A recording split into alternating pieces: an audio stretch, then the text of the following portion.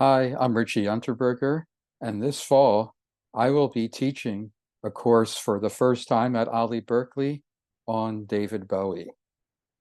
I'm going to, in this preview, give you some samples of what we will be seeing and hearing during the course.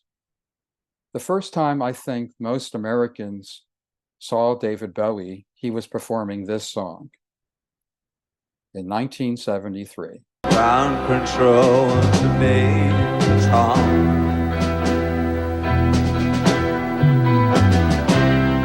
Ground control to Major Tom.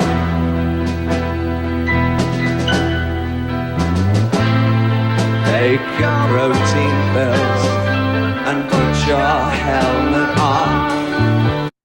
Space Oddity, David Bowie in 1973. And I think it's fair to say that when most people saw David Bowie for the first time in the United States, they actually felt like they were watching and hearing an alien from a different planet. But actually, David Bowie had already been recording for almost 10 years, and a lot of struggle and often failure went into building the foundation of his music before he exploded into superstardom in the glam rock era in the early 1970s.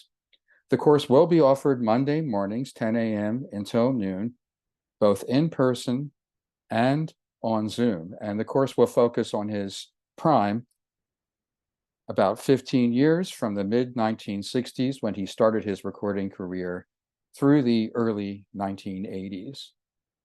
And we will experience many changes of his music and image, not just his most famous glam rock period, which we saw a sample of with the Space Oddity clip, but before that, he went through theatrical music, mod rock, hard rock, some psychedelic music, some folk, until he hit upon the style that made him first a superstar in the United Kingdom and then throughout the world. But then he kept changing and very successfully went into soul music and electronic rock through the remainder of the 1970s, and then recorded some of his most popular music, culminating with 1983's big hit, Let's Dance.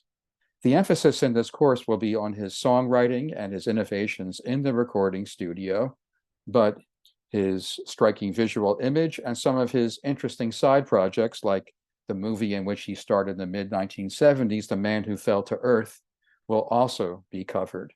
And so will some of the artists who influenced him and the people he influenced, who often were one and the same, like Lou Reed on the left in this picture and Mick Jagger in the center in this picture.